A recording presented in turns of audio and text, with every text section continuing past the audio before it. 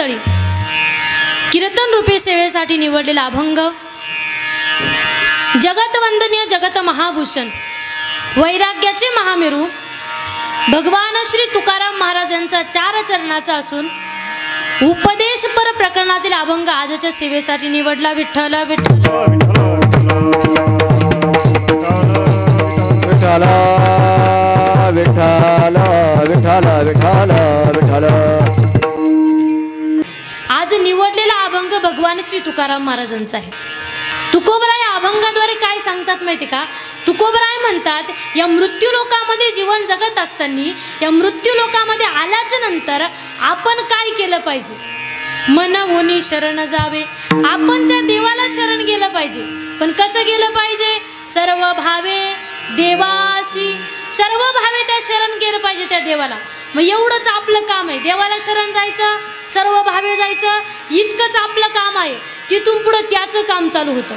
तो काय करतो? तो हा उतरील पार भवदुस्तर नदीचा, आपल्या जीवनामधील दुःखाचे दुःख नाहीस करून आपल्याला सुखाची विको कमी करा, आपल्याला सुखाची प्राप्ती करून देतो। अजून काय करतो? का करतो असं सुखाची प्राप्ती करून? कारण त्याचा स्वभावच आहे, बहु आहे करुणावंत, अनंत हे नाम जा, तो हा उतरील पार भवदुस्तर नदीचा। मग तुकोबरायांना काही साधक म्हटले, तुकोबराया हे तुम्ही कुठल्या ग्रंथात वाचलं का? देव करुणावंत आहे, त्याला शरण गेल्याच्या नंतर आपल्या जीवनामध्ये सुखाची प्राप्ती होईल, एखाद्या ग्रंथात वाचलं का? तुकोबराय म्हटले नाही नाही, मी काय कुठल्या ग्रंथात वाचलं नाही, मी काय कुणाचं ऐकलं नाही, माझ्या जीवनामध्ये जो अनुभव आला तो अनुभव मी तुमच्या समोर प्रकट करतो। कोणता अनुभव आला? देव कृपावंत आहे, देवाला शरण गेल्याच्या नंतर आपल्याला सुखाची प्राप्ती होते। तुका म्हणे साक्षी आले तरी केले प्रगट, तो हा उतरील पार भवदुस्तर नदीचा। हा झाला अभंगाचा सरळ सरळ भावार्थ। चिंतन तुम्हाला कळलं? इकडं महिला मंडळ चिंतन तुम्हाला काहीतरी माना तरी हलवा, काही टेन्शन आहे का तुम्हाला? काही काही लोक इतके टेन्शन घेऊन बसतात ना। बघा एका ठिकाणी काय झालं माहिती का? माझ्या कीर्तनाचे समोरच बाबा बसलेले होते, तुम्ही नाही बरं का, तिकडं ते दुसरे होते, असे समोरच बसलेले होते। ते मी काही सांगितलं तरी मान काही त्यांची प्रतिक्रिया काहीच नव्हती, हसत नव्हते, डुलत नव्हते, बोलत नव्हते। मला एक वेळेस असं वाटलं बाबा गेले काय, पण गेलेले नव्हते। बाबाला म्हटलं काय झालं बाबा, तुम्हाला कीर्तन नाही आवडू राहिलं का? बाबांनी बाई तुझी काही चुकी नाही, तुझं कीर्तन चालू दे, तुझं काय नाही। मला मग नेमकं काय झालं तुम्हाला? बाबा म्हणे बाई आज मला नाही एकादशी, त्याच्यामुळे मी एवढा नाराज आहे। म्हणलं बाबा तुमची एकादशी अशी असेल ना इथून पुढे धरू नका, तुमच्या वाचून एकादशी राहिली म्हणजे असे लोक बसतात, असं नाही बसलं पाहिजे। बघा काय तुम्हाला अभंगाचं चिंतन कळलं, माना हलवा, सांग सांग बोला ना पाऊस पडेल का, माना तरी हलवा। बघा चिंतन तुम्हाला कळलं। तुकोबरायांनी अभंगातून काय सांगायचं आहे की त्या देवाला शरण गेल्याच्या नंतर तो आपल्या जीवनामध्ये सुखाची प्राप्ती करून देतो, म्हणून त्या देवाला शरण जा। हा एवढाच अभंगाचा भावार्थ आहे। चिंतन तुम्हाला कळलं। मग आता एक काम करा, तुम्ही निवांत झोपून घ्या, काहीच लोड घ्यायचा नाही, जाता जाता उठून देईल मी। बघा का म्हणते माहिती की मी असं झोपून घ्या, काही काही लोक अगदी फ्रेश निघतात घरून, त्यांना वाटतं 1.5-2 तासाचं कीर्तन असतं, गेलं पाहिजे, बसलं पाहिजे, ऐकलं पाहिजे, परिवर्तन केलं पाहिजे, मित्र जातो म्हणून आपणही गेलं पाहिजे, आचरणात काही गोष्टी आणल्या पाहिजे, त्याला वाटतं कीर्तनाला जावं, तो अगदी फ्रेश निघतो घरून, तोंडात पाय धुवून मेकअप करून अगदी फ्रेश येतो। पण इथं धर्म मंडपात आल्या आल्या त्याला डुकली येते, त्याची झोपच त्याला उमजू देत नाही। मग का होतं माहिती का असतं? काही काही लोक लई टेन्शन घेतात, काही काही लोक काय म्हणतात यांच्या समोर ना किती मोठा बाबा आणा तरी हे झोपतातच, म्हणजे त्यांच्यावर काहीच परिवर्तन होत, काहीच परिणाम होत नाही। का होतं माहिती का असं? ज्यांना ज्यांना कीर्तनामध्ये प्रवचनामध्ये आल्या आल्या डुकली येते, आल्या आल्या झोप येते, त्यांनी समजून घ्यायचं आमचं मागच्या जन्मीचं पाप आम्हाला कीर्तनामध्ये बसू देत। कीर्तन भजन ऐकणं एवढं सोप्या गोष्टी, कुणी उठाव कीर्तन लिहावं असं तुम्ही तुमच्या मित्राला, तुम्ही तुमच्या मैत्रिणीला म्हटले असतील चल ना आज कीर्तनाला, शिबिराचा शेवटचा दिवस आहे, उद्या काल आहे, आज चल कीर्तनाला, ती म्हटली असं नाही नाही आज सवड नाही, सवड नाही असं नाही, नशीब नाही। कीर्तनाला प्रवचनाला येण्यासाठी फार पुण्य लागतं, थोडं नाही लागत, जन्मांतरीचं लागतं. महाराजांसारखा महात्मा सुद्धा म्हणतोय बघा, आपण कुठंच लागती नाही नामदेव महाराजांच्या.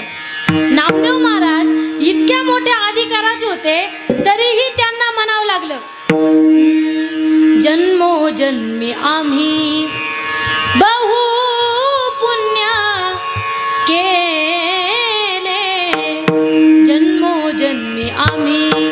कोणते नामदेवराय? जे सतत देवाच्या सोबत राहायचे, त्यांना सुद्धा काय म्हणावं लागलं, जन्मांतरीचं पुण्य झालं. काय झालं मग? तेव्हा या विठ्ठले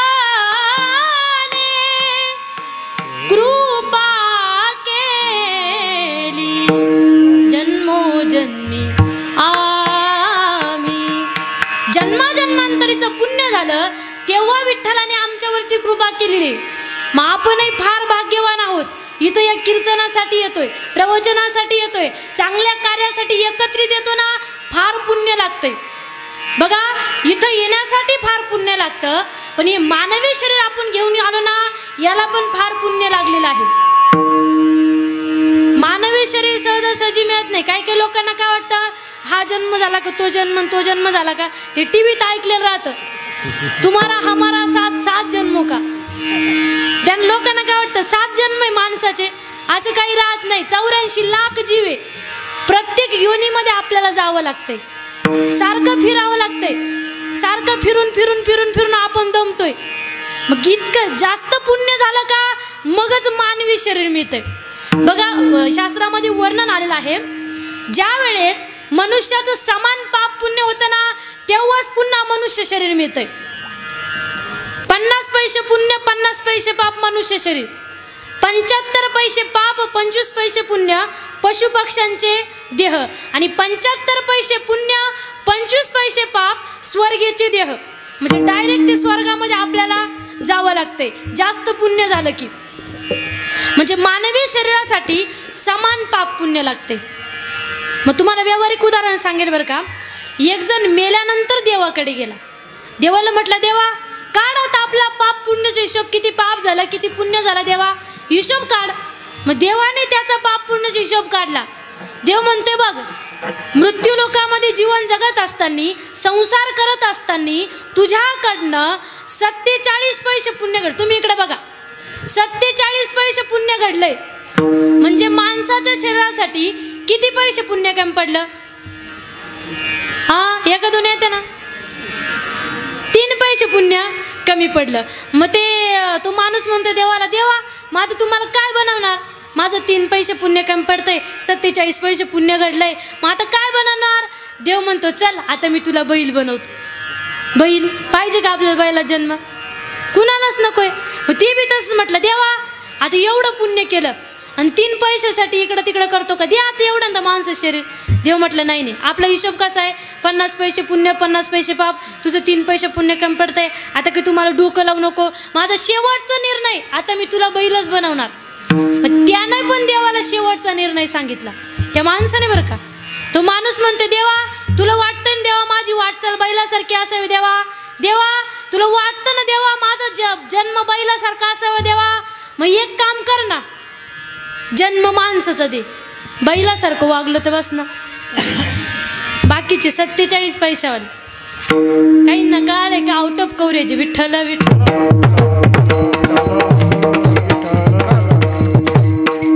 काय होतं माहिती का, आपल्या गावामध्ये असेल, नातेवाईकामध्ये असेल, भाऊबंधामध्ये असेल, आपण पाहतो काही काही लोक कधीच कीर्तनाला येते नाही. त्यांचं काहीतरी मागच्या जन्मीचं पुण्य कमी पडते.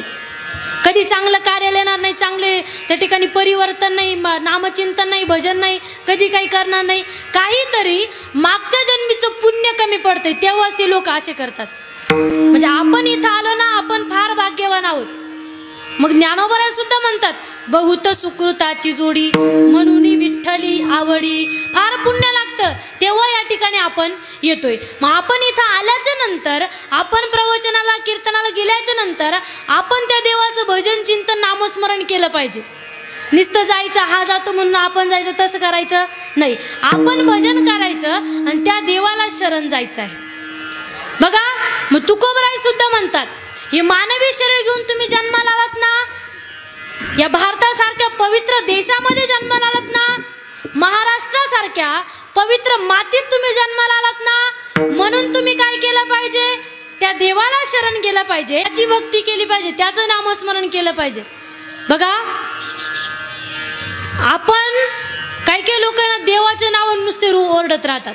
देवाने चांगलं केलं नाही, देवाने असं केलं, देवाने तसं केलं, देव चांगल्याचा राहिला नाही, देव याचाच आहे, देव त्याचाच आहे, असं बोलतात लोक. पण तुम्हाला सांगून जाईल, आपण देवाच्या नावाने ओरडल्यापेक्षा आपण किती भक्ती करतो ते बघितलं पाहिजे. बघा, आपण ज्यावेळेस जन्माला आलो होतो त्यावेळेस आपण देवाला नवस कबूल करून आलो. आठवीन पाय हा माझा नवस, रात्र ही दिवस पांडुरंगा. आपण त्या देवाला नवस कबूल करून आलोय. देवा, तुझी रात्रंदिवस आठवण काढेल मी, असं नवस कबूल केलाय आणि काढली का? हा, आणि आपल्याला नवस कबूल करायची लय सवय राहते. रस्त्यानं जर चालल्या ना महिला, त्या ठिकाणी या रस्त्यानं जर निघाल्या, कुठल्याही दगडाला जर शेंदूर चोरलेला असला लगेच म्हणतात सुखाचं ठेव, म्हणजे नुसते नवस कबूल करतात. आणि आपल्याला माहिती, नवस कबूल केला म्हणजे तो फेडावा, जर फेडला नाही तर आपल्याला काहीतरी दुःख पुढं आपल्या वाट्याला येतंय. मग जो नवस कबूल केलाय जन्माला यायच्या वेळेस, मी तुझी रात्रंदिवस आठवण काढेल, असा नवस कबूल केलाय. आणि काही लोक रात्रंदिवस जाऊ द्या, काही लोक महिना देवाकडे बघतील, देवाचा त्यांचा संबंधच नाही, पण काढली पाहिजे. बघा, आपण देवाला सांगितलं, देवा तुझी मी रात्रंदिवस आठवण काढेल, तुम्हाला ना सुखाने जन्माला घाल. देवाने लगेच आपल्याला सुखाने जन्माला घातलं. का माहिती का? त्याला ना त्याचं नामस्मरण केलेलं आवडतं. आवडे देवासी तो ऐका प्रकार, आवडे देवासी तो ऐका प्रकार, नामाचा उच्चार रात्रंदिन, नामाचा उच्चार रात्रंदिन, आवडे देवासी तो ऐका प्रकार, आवडे देवासी तो ऐका प्रकार. तुळशी माळ गळा गोपी चंदन टिळा, तुळशी माळ गळा गोपी चंदन टिळा, हृदयी कळवळा वैष्णवांचा, आवडे देवासी तो ऐका प्रकार.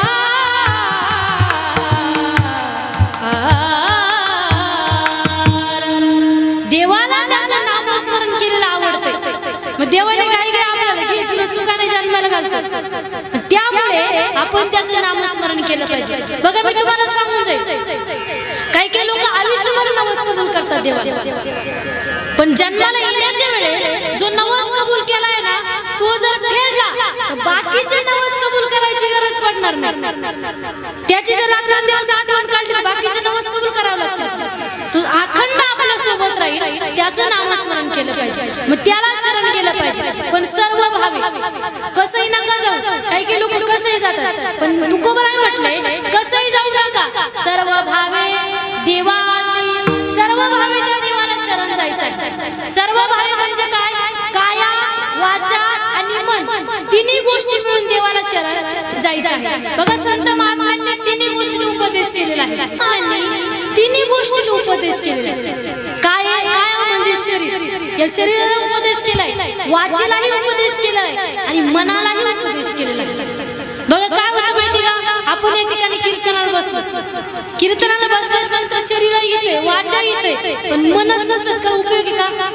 चित्त नाही नामी तरी ते व्यर्थ, सर्व व्यर्थ आहे. इथं जर मन नसलं ना काही उपयोग नाही. आपलं मन काही शांत राहत नाही. महिला मंडळ आपलं मन गॅसचं बटन बंद केलं की नाही, फ्रीज मध्ये दूध ठेवलं की नाही, बरोबर आहे की नाही? असं आपलं मन शेतामध्ये काय करायचं, आणि आता लय ऊन पडलं, आणि आता लय दुष्काळ पडला, आणि आता काही पाणी नाही, इथं काही मन राहत चल चपळ जाता येता न लगे वेळ, मन कधी कुठं जाईल सांगता येत नाही. संत बहिणाबाई वर्णन करतात बघा,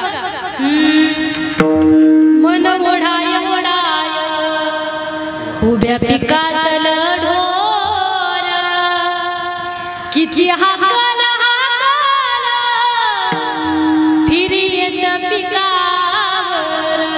हे मन फार चंचल आहे, फार चपळ आहे, कधी कुठं जायचं सांगता येत नाही. संत महात्मे उपदेश करतात, माझ्या मनाला गोछंद, माझ्या मनाला गोछंद, माझ्या मनाला गोछंद, माझ्या मनाला गोछंद, माझ्या मनाला गोछंद, माझ्या मनाला गोछंद, माझ्या मनाला गोछंद,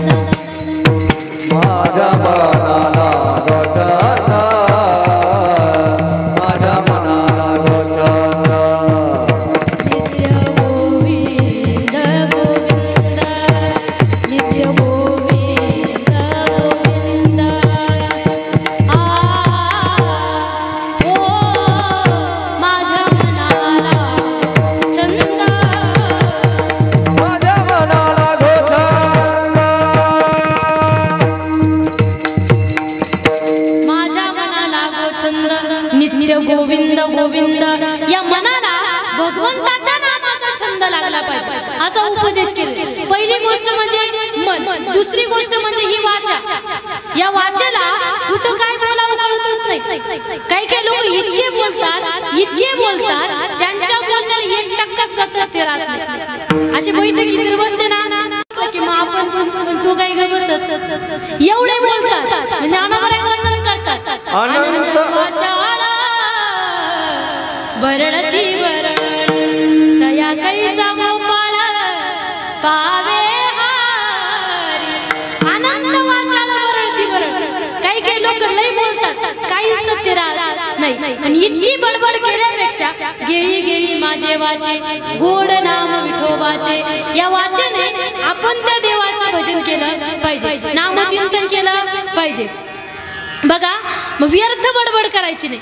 आपण असं बोललं पाहिजे की त्या विटेवरच्या मालकालाही तिकडे आनंद झाला पाहिजे. याला मी बनवलं. काही काही लोक लई काही बोलतात, पण ज्ञानोबराय वर्णन करतात, साचा आणि मवाळ मी तुले परी रसाळ, शब्द जैसे कल्लोळ अमृताचे. आपण थोडं बोलायचं पण गोड बोलायचं, जास्त बोलायचं नाही. बोलायचंच असलं तर त्या देवाचं नामस्मरण करायचं. या वाचेने त्या देवाचं नामस्मरण करायचं. बोलू ऐसे बोले जेने बोले विठ्ठल डोले. आपण असं बोललं पाहिजे तर विटेवरचा विठ्ठलही तिकडं डोलला पाहिजे. व्यर्थ बडबड करायची नाही. दुसरी गोष्ट म्हणजे ही वाचा. या वाचेने आपण त्या देवाचं भजन केलं पाहिजे. आणि भजन केल्याच्या नंतर काय तुमच्याकडून कोणी पैसे घेणार नाही का? कोणी म्हणतंय बा तुम्ही जर आता विठ्ठल म्हणले, जर विठ्ठल म्हणले लगेच 50 रुपये द्यावं लागते, असं कोणी म्हणलं का? नाही. कबीर महाराज म्हणतात बघा, पैसा न लागे रुपया न लागे, ना लागे कवडी दमडी, ना लागे कवडी दमडी, बोलो राम राम राम बोलो, श्याम श्याम श्याम मनवा मनवा, खेती करो हरिनाम की. आपण त्या देवाचं भजन केलं पाहिजे, त्याचं चिंतन केलं पाहिजे. आपल्याकडून काय कोणी पैसे घेणार नाही. पैसे लागत नाही असं कोणतंच त्या ठिकाणी ठिकाण राहिलं नाही. प्रत्येक ठिकाणी गेलं आपल्याला पैसे लागतात. पैसा आज महत्वाचा झालाय. ज्याच्याकडे पैसा नाही त्याला किंमत सुद्धा नाही, लोक बोलते सुद्धा नाही त्यासोबत. म्हणजे एवढा पैसा महत्वाचा आहे. प्रत्येकाला पैसे लागतात. बाजारात गेल्याच्या नंतर तिथं गेल्यावरती पण पैसे लागतात. तिथं काय फुकट आपलं काही देत नाही का? असं आपण गेल्याच्या नंतर तिथं जर म्हटलो तुम्ही या 2 मेथीच्या जोड्या आम्हाला द्या, मग आम्ही काय करतो हरिपाठ म्हणून दाखवतो. ते म्हणतील का मन हरिपाठ म्हण, असं म्हणतील का? ती बाई म्हणून तो हरिपाठ तू घरी जाय पहिले. तिथं हरिपाठ चालत, तिथं पैसेच लागतात. प्रत्येक ठिकाणी पैसे लागतात ना. आपल्याला फार पैसे आवडतात. तुमच्या माझ्या सगळ्या प्रत्येकाला पैसे आवडतात. आपल्याला पैसे आवडतील ही नवलाची गोष्ट नाही. हे लहान लहान पोरं बसले समोर, यांना पण लय पैसे आवडतात ना. हे झोपलं पार. ते दिवसभर खेळून दमतात, त्याच्यामुळे झोपले ते. पैसे आवडतात ना तुम्हाला? पैसे पाहिजे का? नाही इकडं नाही आवडत तुम्हाला? नाही, पैसे लय आवडतात लहान लहान पोरांना सुद्धा. आपल्या घरी जर एखादा पाहुणा आला आणि त्याने लहान पोराला 100ची नोट दिली, ते जरी आईच्या कडेवरती असलं ना, ज्याने 100ची नोट दिली त्याच्याकडे जाता येते. त्याला वाटते डबल देते काय ना अजून. म्हणजे इतके पैशा मागे पळायला लागले लोक. ते जुन्या काळी सकाळी वासुदेव यायचे, ते गोड म्हणायचे बरं का. वासुदेवाची ऐकावानी जगात नाही रामर, दाम करी काम येड्या, दाम करी कामर. पैशाची जादू लई न्यारी, तान्या पोराला त्याची हाव, आई सोडून घेतई झेप, पैशाच्या मागे धाव. जन्मापासून सारी माणस हो, जन्मापासून सारी माणस या पैशाची गुलामर, दाम करी काम येड्या, दाम करी कामर. प्रत्येक गोष्टीमध्ये पैसा लागतो. मग हे नामस्मरणच असं आहे का तिथं पैसे लागत नाही. आपण पैसे कुणी म्हणणारच नाही आपण, तुम्ही जर विठ्ठल म्हणले तर पैसे द्या. नामस्मरण केलं पाहिजे. दुसरी गोष्ट म्हणजे ही वाचा, या वाचेने त्या देवाचं नामस्मरण केलं पाहिजे. तिसरी गोष्ट म्हणजे हे शरीर, या शरीराने जेव्हा हे सकळ सिद्ध आहे, हात चालावया पाय, तव तू आपुले स्वहित पाहे, तीर्थयात्रे जाय चुकू नको. आपलं शरीर आपल्या ताब्यात, सिद्ध म्हणजे आपलं शरीर चांगलं आहे तोपर्यंत आपण तीर्थयात्रा केल्या पाहिजे. मग या भारत देशामध्ये त्या ठिकाणी भरपूर तीर्थ आहे. चारीधाम असेल, प्रत्येक तीर्थाला आपण जाऊन आलं पाहिजे. पण कधी? तरुणपणी. म्हातारं झाल्यावर जाता येत नाही. बघा दिंडीला पण आपण ना तरुणपणीच गेलं पाहिजे.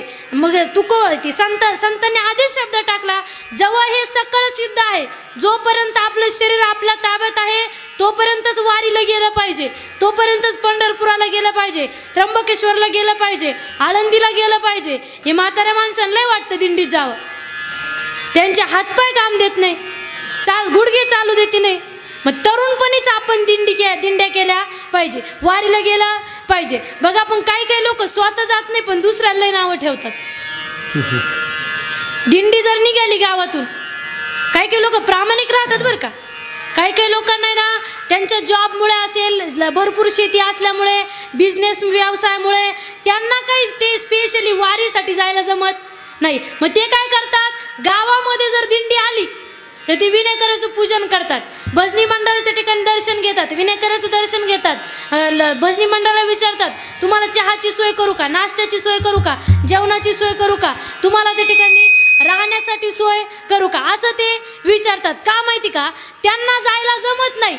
मग सेवा कुणाची करतात, वारकऱ्यांची सेवा करतात. पण काही लोक उलट्या बुद्धीचे राहतात, स्वतः जात नाही पण जे जातात ना त्यांना नावं ठेवल्याशिवाय राहत नाही. काही लोक जर वारकरी पायी निघाले, डायरेक्ट म्हणतात निघाले पोट भरायला, डायरेक्ट म्हणतात. म्हणजे स्वतः जातच नाही पण दुसऱ्याला नावं ठेवल्याशिवाय राहत नाही. तुम्हाला सांगून जाईन, वारकऱ्यांची जर परमार्थिक श्रीमंती बघितली आपलं डोकं बंद पडेल.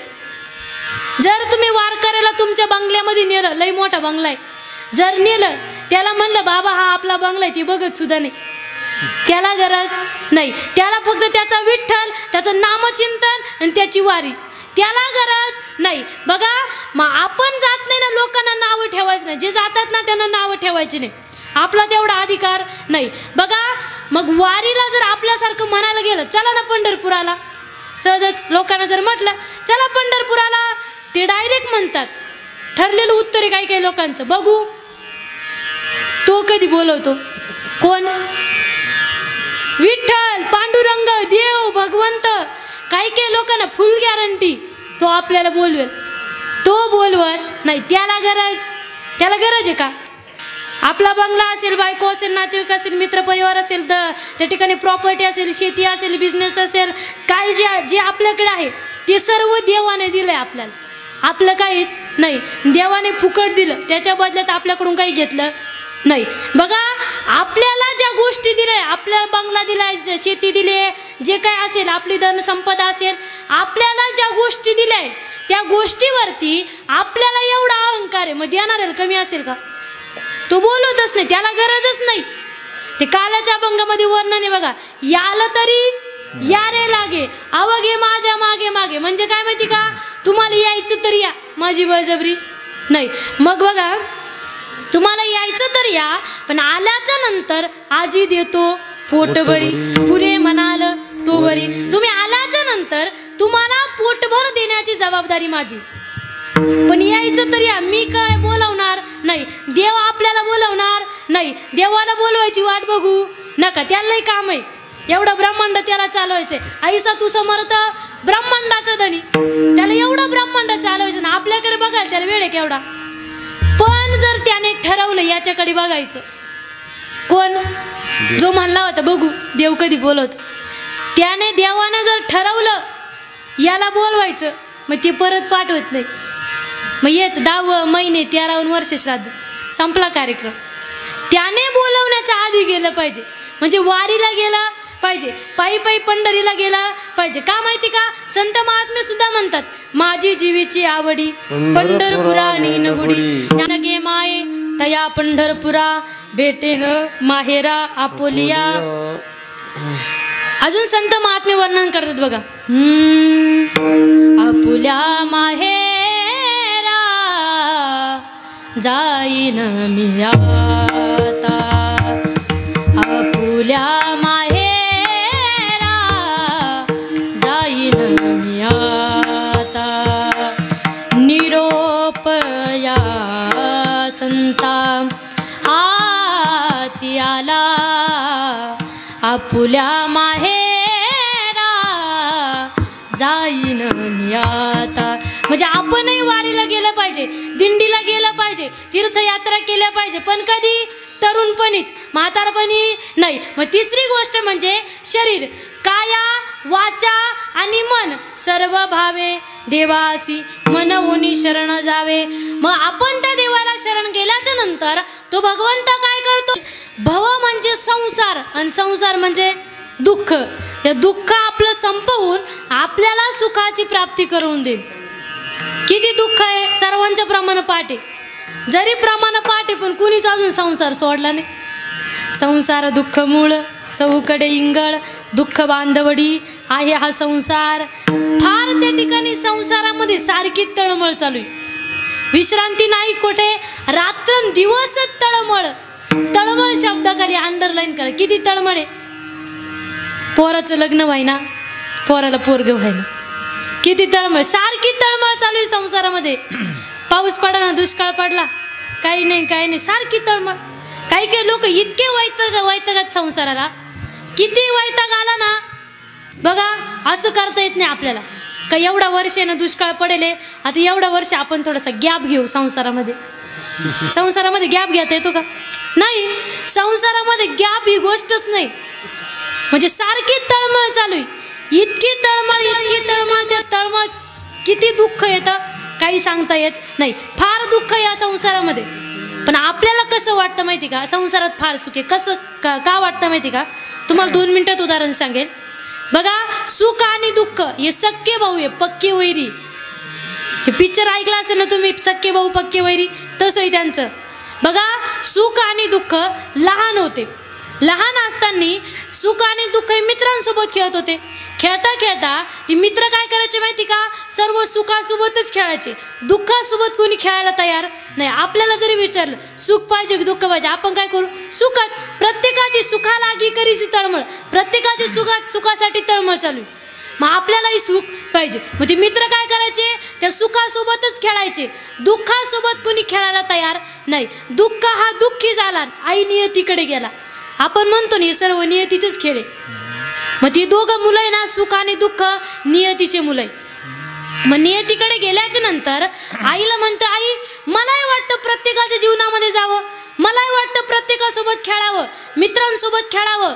मग आईने त्याचं अंतःकरण बघितलं आणि मग आईने सांगितलं सुखाला, तू पण घरात ये. सुखालाही घरात बोलवून घेतलं. आईने दरवाजा लावला, सुखाचे कपडे काढले, दुःखाला घातले, दुःखाचे कपडे काढले, सुखाला घातले. आई म्हटली जा आता खेळायला.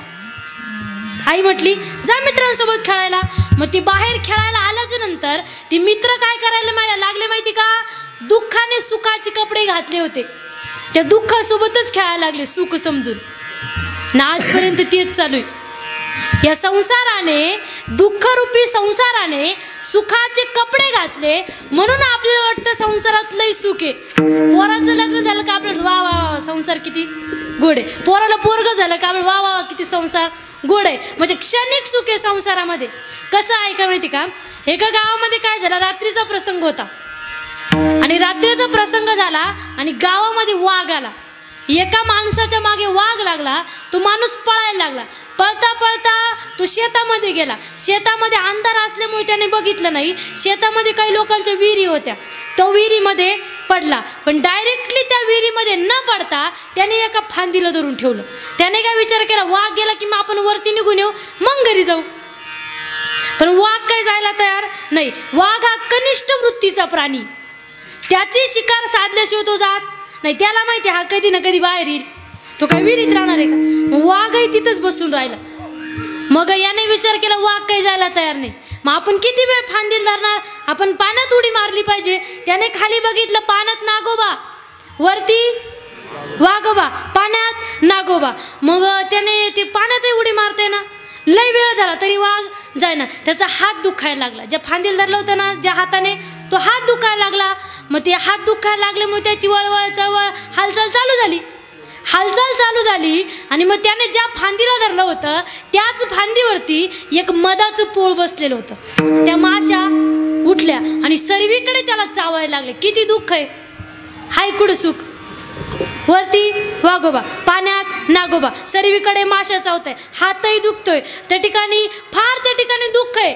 पण एवढ्या दुःखामध्ये त्याच्या तोंडामध्ये वरून एक मधाचा थेंब पडतो. तो म्हणतो वाह किती गोड आहे, सुख पाहता जवा पाडे, दुःख पर्वत एवढे.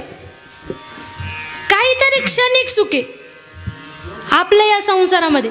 त्याचं कसं झालं, त्याला मधाचा थेंब गोड वाटला, त्याला वाटलं किती गोड आहे, किती दुःख होतं.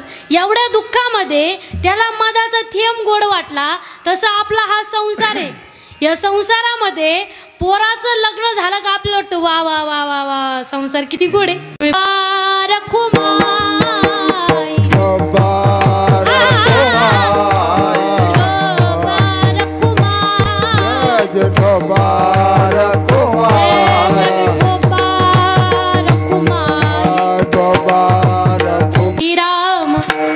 जय राम जय जय राम, श्री राम जय राम जय जय राम, श्री राम जय राम जय जय राम, श्री राम जय राम जय जय राम, श्री राम जय राम. सर्वांनी भजन करा. श्री राम जय राम जय जय राम, श्री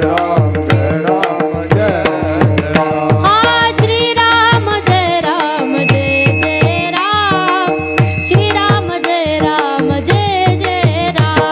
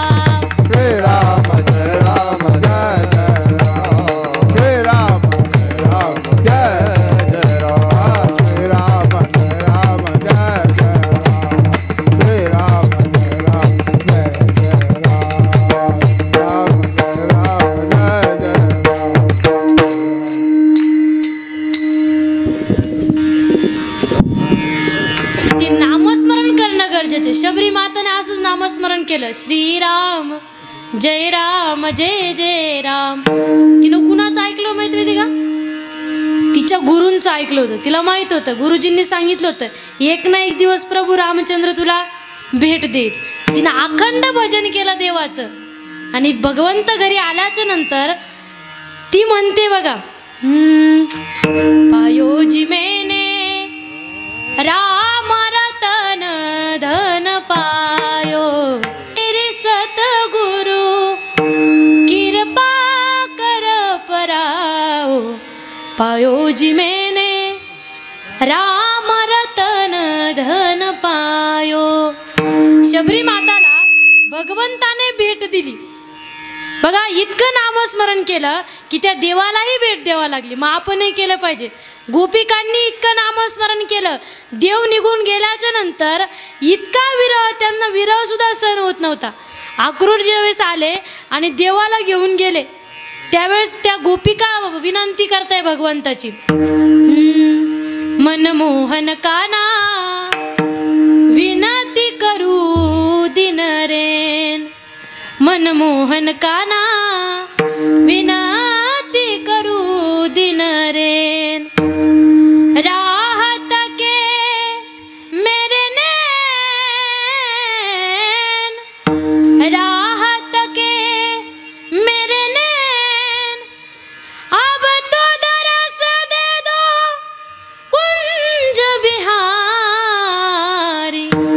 मनवा है बेचैन मनमोहन काना विनंती करू दिन रेन. त्या गोपिका भगवंताची वाट बघायच्या, सारखी वाट बघायच्या. इतकं नामस्मरण केलं की त्या देवाचा विरह सुद्धा सहन होत नव्हता. मग आपणही ते नामस्मरण केलं पाहिजे, चिंतन केलं पाहिजे, भजन केलं पाहिजे बघा. मग देव कृपाळू आहे, तो कृपा करणारच. का तर ऐसे कृपावंत कोण माझ्या विठाई वाचून.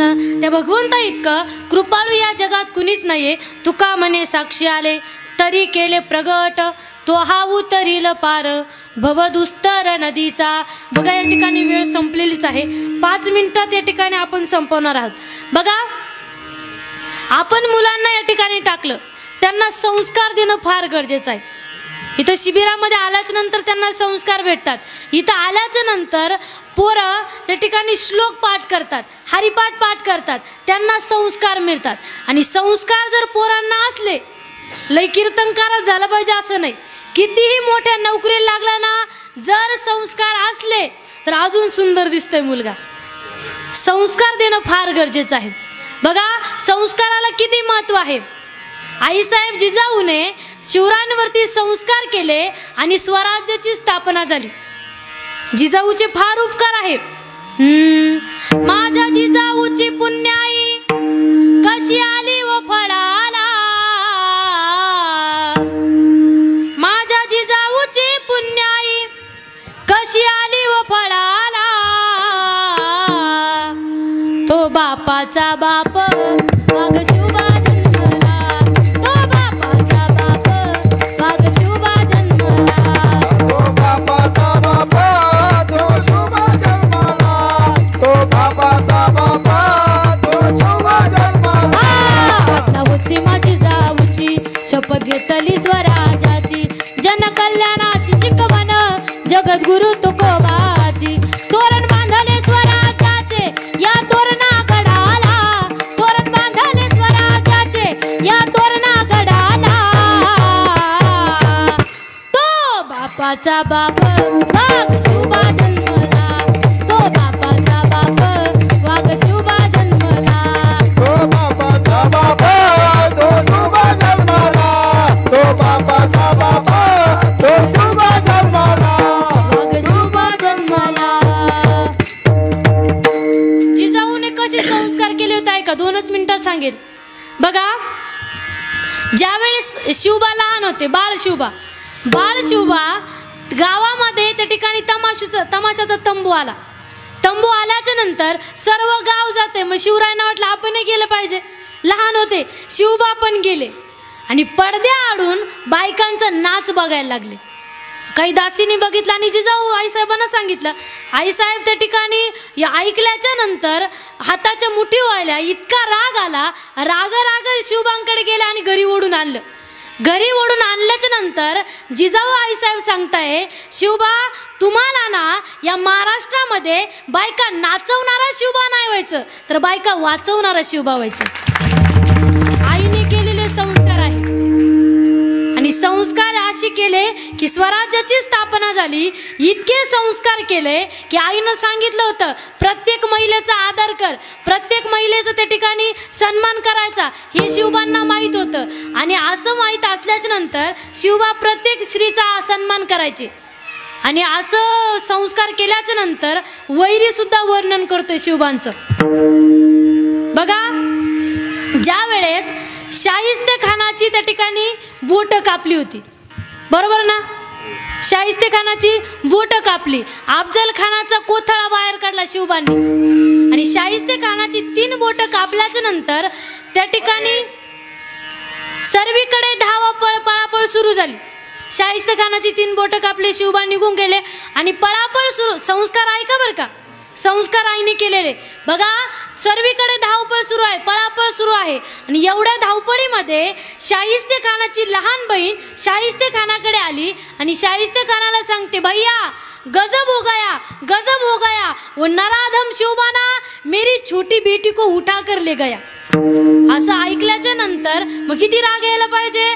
पण वैरी सुद्धा म्हणतोय, बहना वो शिवबाना किसी की उंगली काट सकता है, वो शिवबाना किसी की गर्दन मार सकता है, लेकिन वो शिवबा किसी बहन और बेटी पर कभी हाथ नहीं डाल सकता. ये आईने केलेले संस्कार आहे. आपल्याही पोरांवरती संस्कार केले पाहिजे. आपण संस्कार असे करतो, पोरगा रडायला लागले लगेच मोबाईल हातात देतो. पोरगा रडायला लागले मोबाईलने दिला पाहिजे, हरिपाठ दिला पाहिजे, एखादा ग्रंथ दिला पाहिजे, एखादी खेळण्याची वस्तू दिली पाहिजे. मोबाईलमुळं पोरांचे डोकं सुद्धा कामात येत नाही. काही काही लहान लहान पोरांना चष्मे लागले, बरोबर ना. विठ्ठल